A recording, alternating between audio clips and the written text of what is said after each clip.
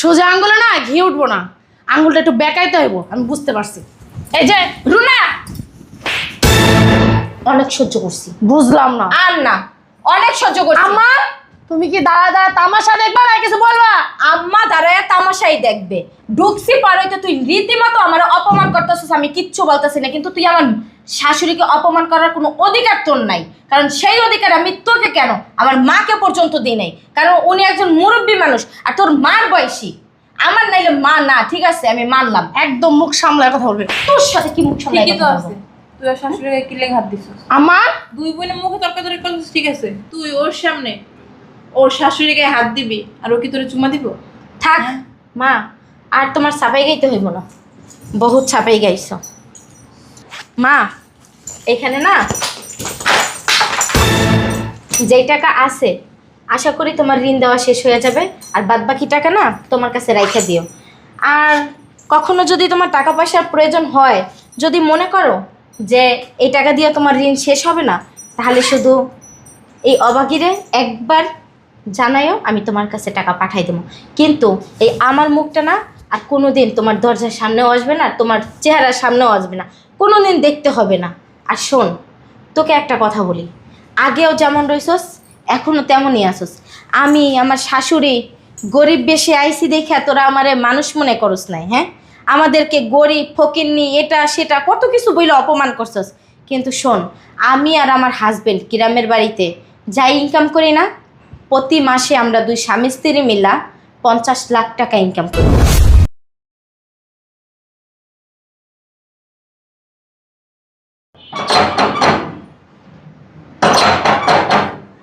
খুলতাছি তো,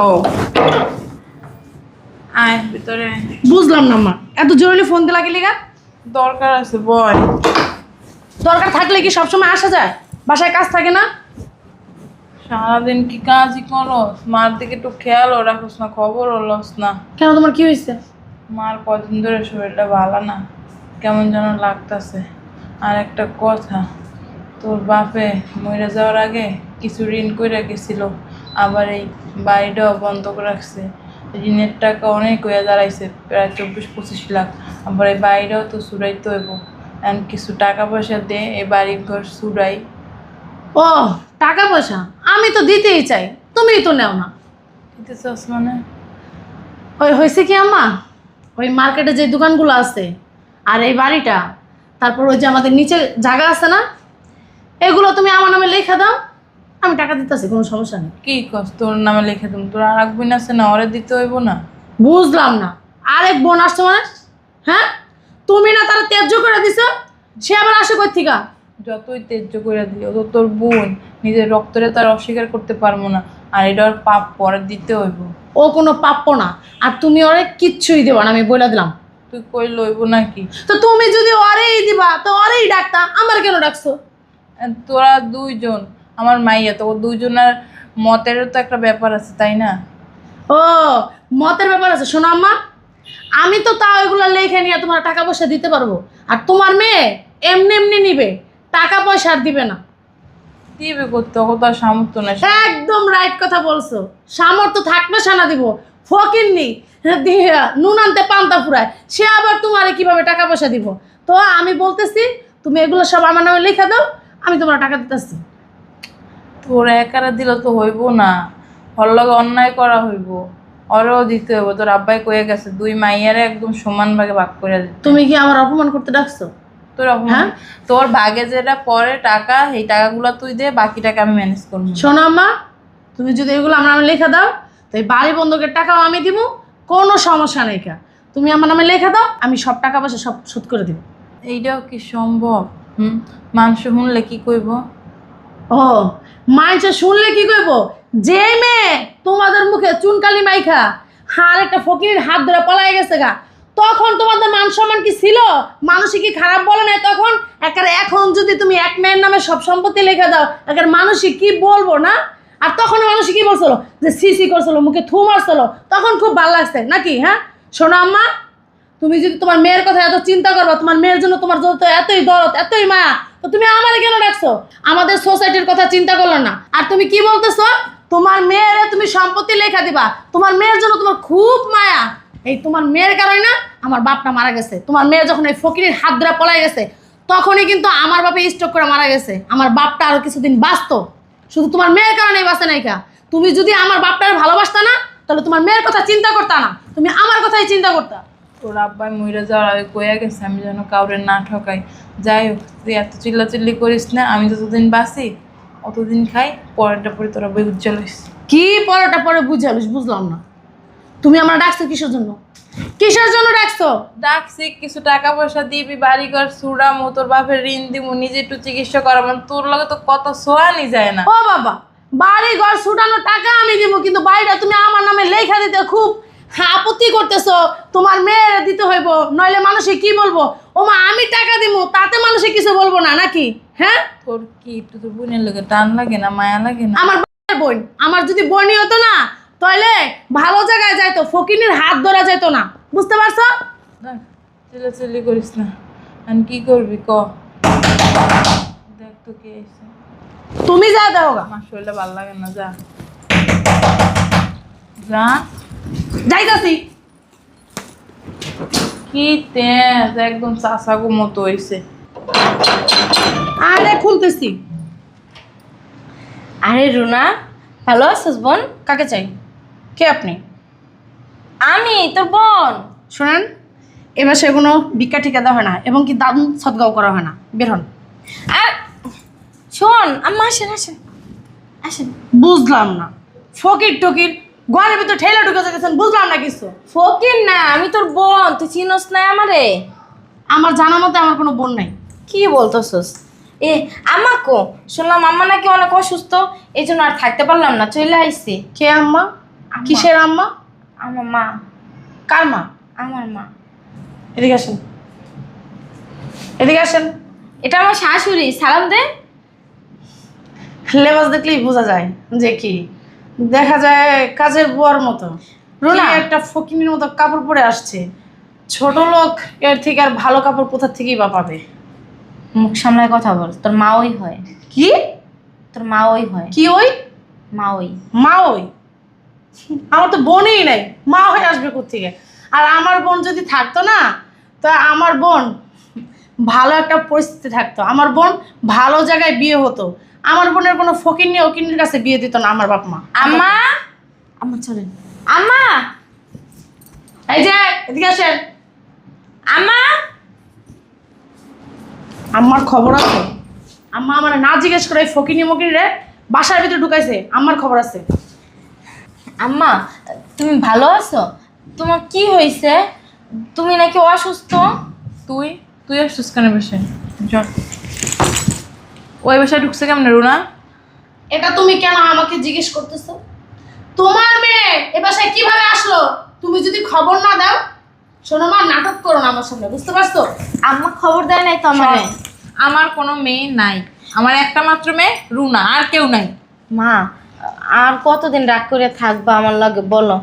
আমি শুনছি তুমি নাকি অনেক বিপদে আছো, তুমি নাকি অনেক অসুস্থ, এই জন্য আমি তোমার কাছে সুইটা চলে আইছি। আম্মা, আমি কি তোর আইতে কইছি? তোরা একবারও খবর দিছি যে আমি বিপদে আছি, আমি অসুস্থ, আমি মরে যাচ্ছি? তোরা একবারও বলছি, ফোন দিছি? আম্মা, যেমন সন্তান অসুস্থ হইলে, সন্তান বিপদে পড়লে মার মনের ভিতরে কু ডাকে, তেমন ঠিকই যে মা যদি অসুস্থ থাকে, মা যদি বিপদে থাকে, সন্তানের মনের ভিতরেও না কু ডাকে, অশান্তি লাগে, ভালো লাগে না। এই জন্য মা আমি তোমারে দেখতে চলে আসছি। আম্মা, দেখছস? দেখা হয়েছে? যা। ফকিনির জায়গায় বিয়ে হইয়া খুব জ্ঞানী হয়ে গেছে বাবা। দেখ হ্যাঁ, তোর জামাই কি জ্ঞানের ব্যবসা করে? কি শোন। জ্ঞান দেয় মানুষকে? রুনা, মানুষকে না ছোট করে দেখতে নাই। আমার জামাই যে পজিশনে আছে, আলহামদুলিল্লাহ, আমাদের সংসার, আমাদের সব কিছুই ভালো চলতেছে। আম্মা, হয়তো ভ্যান চালায়, নয় অটো রিক্সা চালায়, নয় দিন মজুরির কাম করে, নয় কামলা দেয়, এছাড়া কি বাবারে বাবা, সেটা দিয়ে তাদের দিন খুব ভালো যাচ্ছে। নুন আনতে যাদের পান্তা ফুরায় তাদের আবার ফুটাঙ্গিরি কথা, বাবারে বাবা। আর যদি আমার স্বামীর মতো ভালো লেভেলে থাকতো বাবা, তাহলে তো মাটিতে পাই করতো না। তোর জামাইয়ের মতো যদি আমার জামাই ঘুষ খাইতো না, শুধু মাটিতে না, আকাশের উপরে থাকতো। তাই? হ্যাঁ আম্মা, তোমার মেয়ে রেখে তুমি মুখ সামলে কথা বলতে পারবা? আর কত বড় সাহস, আমার স্বামী ঘুষ খায়, ওকে দেখে আসছে? একদম মুখ কিন্তু ভেঙে ফেলবো আমি বলে দিলাম। এসব অকিনি ফকিনি না বাসা থেকে ধাও বলে দিলাম। যে বোনের সম্মান দিতে জানে না তার মুখ ভাঙায় তো তার কাছে অন টাইম ব্যাপার। শোনো, আসছো ভালো হয়েছে, আমি এমনিতেও তোমারে ডাকতাম।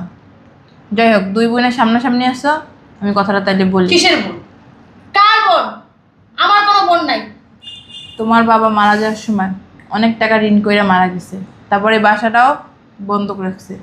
এখন সেই ঋণ লাভে শুধু অনেক টাকা হয়েছে, প্রায় 20-25 লাখ। আবার এই বাড়ি, এখন এই সম্পত্তি তো তোমরা দুই বোনেই পাইবা। এখন তোমার ভাগে যে টাকা পড়বে তুমি কি দিতে পারবা? আর যদি দিতে না পারো, ও সব টাকা দিয়া ঋণ পরিশোধ করে ও সব সম্পত্তি ওর নামে লিখে নিয়ে দেবে। আম্মা, তুমি না আমার হাসাইতেছো। আমার না খুব হাসি পাচ্ছে। মামা বাড়ির গল্প তুমি মার দ্বারে কইতেছো। হ্যাঁ, তুমি যে 10 টাকা দেওয়ার সামর্থ্য নাইকা তার কাছে বলতেছো লাখ লাখ টাকা দেওয়ার জন্য। হ্যাঁ, ও তো নিজের পেটই চালাতে পারে না, ও তোমাকে কিভাবে ঋণ শোধ করার টাকা দিবে? হ্যাঁ, শোন, আমার না ওই আব্বার আর আম্মার সম্পত্তি, এই বাড়ি, ওই জায়গা জমি দোকান, এগুলোর প্রতি না আমার লোভ নাই। আর আমি এগুলোর জন্য আসিও নাই যে এগুলো কে দিব, কে নিব, কে খাবে, এগুলো জানার জন্যও আসি নাই, আর এগুলো ভোগ করার জন্যও আসি নাই।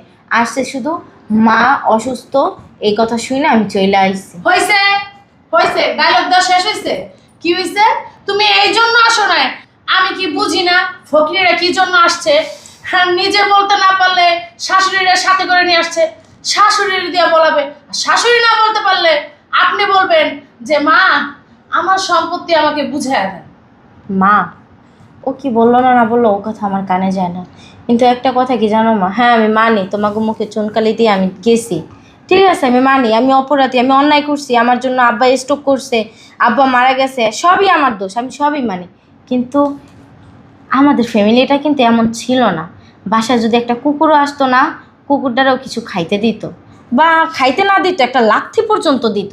একটা ভিক্ষুক আসলে তারা এক মুঠ চাল দিত, যদি ক্ষুধার্ত থাকতো তারা কিছু খাবার দিত। কিন্তু আমার শাশুড়িটা এখানে আসছে, আমার শাশুড়ি না, অন্য একটা বাহিরের মানুষ, তাও কিন্তু তোমার একবার তাকে জিজ্ঞানো উচিত ছিল যে বেআইন না বলতা, একবার জিজ্ঞানো উচিত ছিল যে আপনি কেমন আছেন, সেইটা পর্যন্ত জিগাইলা না। আমি না আমার শ্বশুর বাড়িতে সবসময় তোমাদের সুনাম গাইতাম, আর আজকে আমার শাশুড়ির সামনে সেটা তোমরা প্রমাণ করে দিলা যে তোমরা কতটা খারাপ। নিজের মেয়েরই তো মেম্বিল্লা মানি না, আবার তার শাশুড়ি, আবার মনে করো পাড়া প্রতিবেশী। এখনো সময় আছে, সম্মান নিয়ে এখান থেকে বের হয়ে যা। আমি চাই না তোর শাশুড়ি নতুন মানুষ, তার সামনে তোর অপমান করতে। আর কি বাকি রাখছো এখন? ওই যে নিজের জুতোটা খুলে গালে মারার বাকি রাখছো, তার চেয়ে বেশি আর কিছুই না। বোমা চলো জায়গা অনেক কমা নিছে জায়গা। হ্যাঁ, বুদ্ধি হয়েছে, যান যান, বেরোন বেরোন। আমি চইলা যাবো, থাকতে আসি নাই, কিন্তু তোরা একটা কথা বইলা যাই, মা আমারে ভালোবাসে না ঠিক আছে, আমি একটা গরিব লোকের হাত ধরে চলে গেছি, এই কারণে মা আমাকে এখন সহ্যও করতে পারে না। কিন্তু তোরে তোরে তো আমার চেয়ে এখন বেশি ভালোবাসে, তাই না? তোরে ডাক দিছে তার সুবিধা অসুবিধা দেখার জন্য, আর তুই কি করলি? হ্যাঁ, মা নিজের জীবনের চেয়েও তোরে বেশি বিশ্বাস করে, ভালোবাসে, আর তুই টাকার বিনিময়ে মাকে ভালোবাসিস। আর একটা কথা বলি শোন, আব্বা যেহেতু আমার কারণে মারা গেছে, হ্যাঁ আমি মানলাম আমার কারণে আব্বা মারা গেছে, ঠিক আছে, আমি তো সম্পত্তি নিতে আসি নাই, কোনো কিছু ভোগ করতেও আসি নাই। তুই যেহেতু আম্মার পাশে থাকোস, আম্মা তোরে বিশ্বাস করে ভালোবাসে, তাহলে তুই এক কাজ কর, এই যে ব্যাংক থেকে যত লোন আনছে ওই লোনের টাকা, তারপরে এই যে বাড়ি বন্ধক রাখা সেই টাকা, আম্মা অসুস্থ, আম্মারে ডাক্তার দেখায় সুস্থ করা, আম্মারে দেখাশোনা করা, আম্মারে চালানোর সব কিছু তুই বহন কর, তাহলে তুই সমাধান হয়ে যায়, তাই না? সেটা কি তোর কাছে জিজ্ঞেস করবো? কেন জিজ্ঞেস আমি করবি কি না? করব না করব এটা কি তোর কাছে জিজ্ঞেস করবো? অবশ্যই। তোর মতো ফকিনীর কাছ থেকে কি আমি জ্ঞান নিব? হ্যাঁ, এই শোন, আমি টাকা দিতেই চাচ্ছি, মাই নিতে চাচ্ছে না। আমাকে টাকা দিবে, আমি টাকা বিনিময়ে এগুলো চাইছি, বাড়ি, তারপরে পিছনে জায়গা সম্পত্তি যা আছে, মার্কেটে যে দোকানগুলো আছে, মা আমার নামে লিখে দেখ, আমি সব বহন করবো, কোনো আচ্ছা। সমস্যা নেই। তুই আমার কি কইলি? ফকিরনি? আমি ফকিরনি বাড়ির বউ হইতে পারি, কিন্তু ফকিরনি বাড়ির মাইয়া না, এটা তুই ভুলে যাস না। আর কি বললি? টাকার বিনিময়ে সব কিছু তুই লেখা নিবি? কেন লেখা নিবি? হ্যাঁ, তুই এই বাড়ির সন্তান না? মা কি তোরে পেটে রাখে নাই, জন্ম দেয় নাই, লালন পালন করে তোরে বড় করে নাই? হ্যাঁ, তুই হেই উছিলায় তুই মারে দেখ, সমস্যা কি? আব্বারে তুই যেহেতু এতই ভালোবাসোস, আব্বাই আমার কারণে মারা গেছে সেটাও তুই আমারে দোষারোপ করতেছিস, আমি মাইনা নিলাম, কইছি তো আমি মাইনা নিলাম, কিন্তু আব্বার যত ঋণ আছে সবগুলো তুই পরিশোধ করে দে, আমারে দেখ, তাহলে তো আর কোনো সমস্যা নেই। তাহলে মা যদি ভালো থাকে না, আর বাবার এই সম্পত্তি যদি তুই ছাড়াইয়া দেস। আমি যদি দেখি যে সব কিছু ঠিক আছে, আমি আর কখনো আসবো না। শেষ। বাবা, তোর অনেক মায়া লাগতেছে দেখা যায়, অনেক মায়া। আর যেভাবে কথা বলতেছিস মনে হয় তুই এই টাকা পয়সা সব দিয়ে দিতে পারবি। তুই যখন এত বড় বড় কথা বলতেছিস, 1 লাখ টাকা বের করে দেখিস না, দেখি একটু। আমি 1 লাখ না, আমি যদি চাই না অনেক কিছু করতে পারি। থাক, এ কথা তোর মতো একটা লোভী মানুষকে না বলাটাই ভালো। কি হয়েছে? আমি লুবি? হ্যাঁ, আমি বুঝতে পারছি। সোজা আঙ্গুলে না ঘি উঠবো না, আঙ্গুলটা একটু বেঁকাইতে হইব, আমি বুঝতে পারছি। এই যে রুনা, অনেক সহ্য করছি। বুঝলাম না। আর না, অনেক সহ্য করছি। আম্মা, তুমি কি দাঁড়া দাঁড়া তামাশা দেখবা না কিছু বলবা? আম্মা দাঁড়ায় তামাশাই দেখবে। ঢুকছি পারইতে তুই রীতিমতো আমার অপমান করতেছিস, আমি কিচ্ছু বলতেছি না, কিন্তু তুই আমার শাশুড়িকে অপমান করার কোনো অধিকার তোর নাই। কারণ সেই অধিকার আমি তোকে কেন, আমার মাকে পর্যন্ত দিই নাই। কারণ উনি একজন মুরব্বী মানুষ, আর তোর মার বয়সী। আমার নাইলে মা না, ঠিক আছে আমি মানলাম। একদম মুখ সামলায় কথা বলবে। তোর সাথে কি মুখ সামলাই ঠিকই তো কথা আছে, বলবো? তুই আর শাশুড়িকে কি লেগে হাত দিছিস? আমার দুই বোনের মুখে তর্কাতর্কি করছিস, ঠিক আছে, তুই ওর সামনে ওর শাশুড়িকে হাত দিবি আর ও কি তোরে চুমা দিব? থাক মা, আর তোমার ছাপাই গাইতে হইব না, বহুত ছাপাই গাইছ। মা, এখানে না যেই টাকা আছে, আশা করি তোমার ঋণ দেওয়া শেষ হয়ে যাবে, আর বাদ বাকি টাকা না তোমার কাছে রাইখা দিও। আর কখনো যদি তোমার টাকা পয়সার প্রয়োজন হয়, যদি মনে করো যে এই টাকা দিয়ে তোমার ঋণ শেষ হবে না, তাহলে শুধু এই অবাগিরে একবার জানাইও, আমি তোমার কাছে টাকা পাঠাই দেবো। কিন্তু এই আমার মুখটা না আর কোনো দিন তোমার দরজার সামনেও আসবে না, তোমার চেহারার সামনেও আসবে না, কোনো দিন দেখতে হবে না। আর শোন, তোকে একটা কথা বলি, আগেও যেমন রইছস এখনও তেমনই আসস। আমি আমার শাশুড়ি গরিব বেশি আইসি দেখে তোরা আমারে মানুষ মনে করস নাই। হ্যাঁ, আমাদেরকে গরিব ফকিন্নি এটা সেটা কত কিছু বইলে অপমান করছস। কিন্তু শোন, আমি আর আমার হাজবেন্ড গ্রামের বাড়িতে যাই ইনকাম করি না, প্রতি মাসে আমরা দুই স্বামী স্ত্রী মিলা 50 লাখ টাকা ইনকাম করি। তাতে আমাদের সংসার তো আলহামদুলিল্লাহ ভালো চলে। আমরা প্রতি মাসে না ব্যাংকেও 30 থেকে 40 লাখ টাকা ব্যাংকে রেখে দিই। আর তুই আমাকে টাকা পয়সার ভয় দেখাস, মায়ের লোভ দেখাস। একটা কথা মা যাই না রাখবা, তোমার মাইয়া গরিব ঘরে বিয়ে হইতে পারে, কিন্তু তার মা বাপের অসম্মান না কখনোই হইতে দিবে না। আমি জানতাম না যে আমি যদি চলে যাই সেই কষ্টে আব্বা স্ট্রোক করবে। যদি জানতাম তাহলে আমি কখনোই যাইতাম না। আব্বা মারা যাওয়ার পরে তুমি তো আর আমার খোঁজখবর রাখো না, আমার কি অবস্থা হয়েছে আমার শ্বশুরবাড়ির লোকই জানে। আর এই কারণে আমি শুনছি যে আমার মা বিপদে আছে, লোনের টাকা, তারপরে এই বাড়ি বন্ধক দেওয়া, সেই লোকে চাপ দিতেছে, তুমি অসুস্থ, সেই টেনশনে তুমি অসুস্থ হয়ে পড়ছো, নিয়ে যে ঠিক মতো ঘরে বাজার পর্যন্ত করতে পারতেছো না। সেই খবর পাইয়া না আমি এইখানে আসছি। আর তুমি কি এটা জানো যে তোমার জামাই মানে আমার স্বামী তোমার পিছনে গোয়েন্দা লাগাই রেখে গেছে, যেন তোমার কোনটায় কোন সময় সুবিধা অসুবিধা হয় না হয় সব খবর যেন আমার কাছে যায়। কেন? সে আমাকে ভালোবাসে বিদায়, আর আমি যেন কষ্টে না থাকি, কখনো তোমাদের জন্য কান্না না করি, এই জন্য সে তোমার খোঁজ খবর রাখার জন্য 2টা মানুষ সব সময় তোমার বাড়ির সামনে থাকে। আর তুমি আমাকে অপমান করলা। শোনেন বড়লোক আপা, আমরা আসার সময় গাড়ি দিয়ে আসছি, আর গাড়িতে আসার সময় ভালো কাপড় চোপড় পাল্টায় আসছি, গরিব কাপড় চোপড় পরে আসছি। বৌমা সবসময় আপনাদের প্রশংসা করতো, আপনার অনেক ভালো, আপনার মানুষের সাথে কোনো সময় খারাপ ব্যবহার করেন না, সবসময় ভালো ব্যবহার করছেন। এই কারণে আপনাদের যাচাই করতে আসলাম যে আপনারা আসলে কি মানুষের সাথে ভালো ব্যবহার করেন না খারাপ ব্যবহার করেন। এখন আইসে আপনাদের আসল রূপটা দেখলাম যে আপনারা কোন ধরনের মানুষ, কোন চরিত্রের মানুষ। শোনেন, কোনোদিন মানুষের পোশাক দিয়ে বিচার করবেন না। বৌমা চলো। আর এই যে বড় লোকের ফুটানি বউ, কোনোদিন টাকার ফুটানি করো না। তোমার মতো বড় লোকের বউ আমি 10 বার কিনতে পারি, 10 বার বেচতে পারি, বুঝছো? চলো। আম্মা যাই, ঋণগুলো শোধ কইরা ভালোভাবে থেকো। আর তোকে একটা কথা বলি, আমার দুর্বলতার সুযোগ নিস না। যদি পারস কিছু দিয়ে সাহায্য করিস, আর যদি কিছু না পারস তাহলে তোর সংসার নিয়ে তুই থাকিস। মার সম্পত্তির দিকে না একদম হাত বাড়াইস না। যতদিন মা জীবিত আছে অতদিন মা এইসব ভোগ করে যাবে। মা মরার পরে তোরে ভাগ করে দেবো, আর আমারটা আমি বুঝে নেব। কারণ তোর মতো বেইমানারে দেওয়ার চেয়ে রাস্তার একটা কুকুরের লিখে দেওয়া ভালো। চলো। গেলাম। দেখছো আম্মা, ফকিনিরা কি চাপাবাজি মেরে গেল। এই টাকাগুলো না হয়তো ডাকাতি করে আনছে, না চুরি করে আনছে। শয়তান। আম্মা, ডাকাতি কইরা আনুক আর চুরি কইরা আনুক, যেখান থেকে মন চায় সেখান থেকে আনুক, মার বিপদে মেয়ে আগাই আইছে।